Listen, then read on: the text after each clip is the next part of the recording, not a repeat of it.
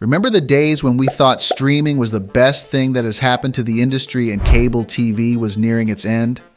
Yeah, we might have to think about that again. Cable is surely dying and streaming is not going anywhere, but turns out it was not the best thing for the consumers. With the rise of Netflix, the culture of binge watching emerged. Everyone had a Netflix account, a Hulu account, or an Amazon Prime account, sometimes all three of them. Even with the three of them combined, you were paying less than what you were paying for cable. So people thought it was a nice deal. With the rise of streaming services, people did not have to wait a whole week to watch an episode of their favorite show or tolerate annoying ads.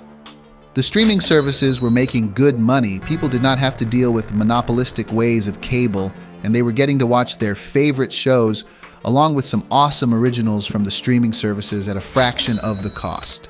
It was a win-win until it wasn't. Right now, streaming services are having problems staying profitable, and they are losing the interest of people as well. There are more than 200 streaming services, and among them, only 2 are profitable, Netflix and Hulu. So what has happened to streaming services? Netflix, without a doubt, is the king of video streaming. It was one of the first companies to offer streaming services starting in 2007.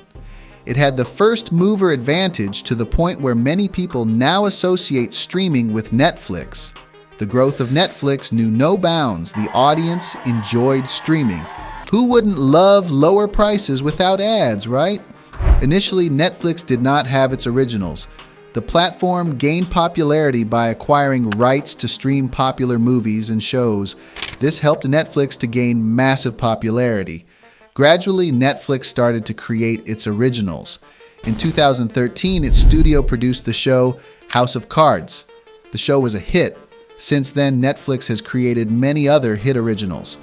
Along with Netflix, Hulu, as well as Amazon Prime, joined the streaming club. Producing high-quality content is expensive. So what these businesses were doing mostly was acquiring rights to stream already super popular shows. Among them, Netflix was way ahead of its game. It's not that people did not like the originals made by these services. They loved some, and some were a hit or a miss, but what retained the audience mostly was their huge catalog of famous movies and shows that previously were only accessible through cable TV. From the early 2010s to the 2010s can be considered as the golden age of streaming. People loved this new way of watching shows and movies, and the competition was low. The market was mostly dominated by the 3 key service providers, Netflix, Hulu, and Amazon Prime. It was sometime around 2019 that things started to change. Other companies were seeing the incredible growth of Netflix, and let us just say everyone wanted a piece of the pie. Thus started the everyone has to have a streaming service trend in the market. There are more than 200 streaming services now available in the market. In 2019, Disney came out with Disney Plus and Apple came out with its streaming service. And why would HBO miss out on this train, right? It also came out with HBO Max. Now, there were more prominent players in the market than just Netflix, Hulu, and Prime. This was the start of the streaming war. See, this is the major problem with streaming right now. It feels like they are aiming for unlimited growth in a very limited market. Now, this is where the weaknesses of streaming started to show.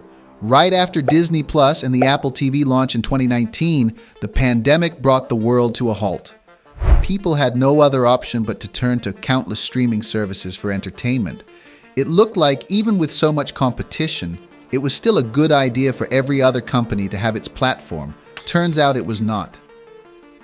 As soon as the pandemic was over and people were back to their normal lives, people did not need a bunch of streaming services anymore, so a lot of people started to unsubscribe. Besides the oversaturation, another major problem with the services is that the shows are scattered all over the place. Remember when I told you Netflix acquires rights to stream shows and movies from other companies? See, this was the reason why Netflix had a very diverse catalog of shows. But as everyone started to have their streaming platforms, they took off shows from Netflix and put them on their platforms. For instance, before Disney Plus, Netflix had the right to stream Marvel movies. But after the launch of Disney Plus, all the Marvel stuff now can be streamed only on Disney Plus, as Disney owns the Marvel franchise. Now, if someone had a Netflix subscription solely to watch the Marvel stuff, they have no use being subscribed to Netflix. It is logical for them to subscribe to Disney+. By the looks of it, there are truly no winners here. In the beginning, all the companies were fighting for market share. Now it is about profit. To increase their profit as much as they can, all the companies are constantly hiking up their prices, because of which the audience is quite frustrated. On top of that, many streaming services' cheapest subscriptions now come with ads. Yep, ads. If you want the ads gone, you will have to upgrade it to a more expensive one. Because of all this, people are seeking other alternatives as well, one of them being piracy. Cable TV was super expensive, so people resorted to piracy to watch their favorite shows. When Netflix was launched, its prices were super cheap compared to cable TV and people could afford it.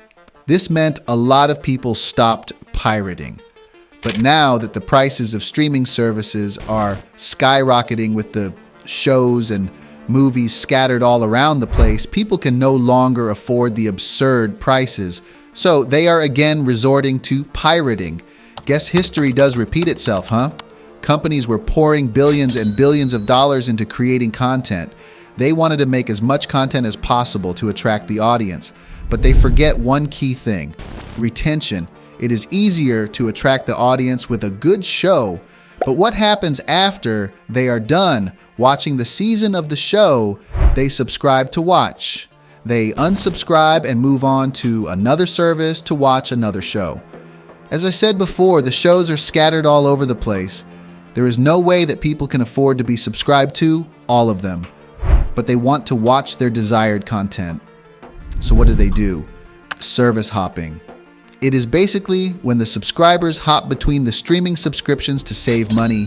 This way, they do not have to subscribe to all the streaming services, but still watch their desired shows. According to one report published in August 2023, service hopping has increased by 143% since 2017. Netflix also constantly comes under scrutiny for prioritizing quantity over quality. Regardless of the current problems, it is still number one and one of the only two streaming service companies that is actually making a profit. To combat the loss of their licensed materials, Netflix started making tons of its originals, keeps on bringing new seasons of extremely popular shows, and constantly cancels shows that are not as popular but have a niche audience. This has also been a reason for frustration among the audience. Most of the companies entered into the streaming industry knowing that they would have to bear losses for a couple of years before turning a profit. But with how the situation is right now, the companies might not be able to sustain these losses for a long time. As for Netflix, even if it is making a profit, its growth has become stagnant. It once held a monopoly in the market, but now that is not the case anymore. Like other streaming services, it has also been losing subscribers. As per some studies, the number of streaming subscriptions held per consumer is down by 14%. So what does the future hold for streaming services? Let's be honest, streaming is not going anywhere. It has now become a way of life for us, but the current model is also not sustainable. There are no winners in this streaming war, as neither the companies nor the consumers are satisfied with the current scenarios. So what can these companies do? I think they should do what Sony has been doing all along. Sony is usually late on the new trends in the market, but it probably is glad that it missed the streaming train. You see, Sony did not bring out its own streaming service, but rather stuck with licensing their content to the platforms that stream. This way, Sony does not have to compete in the overly saturated market for market share, but still gets to make money through licensing. I think it is high time the other companies realize this too and go back to licensing their content and leave the streaming to a few prominent players in the market. This way, the consumers are getting the content they want without the streaming fatigue, and the companies can make money off of their content. Now, this seems like a win-win. As of now, nobody is winning the streaming war.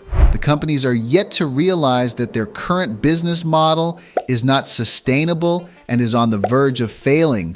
The more prices they increase, the more subscribers they will lose. Also, The price increase does not guarantee quality content, so there is nothing for the audience to stick around for. For now, the future of streaming is uncertain.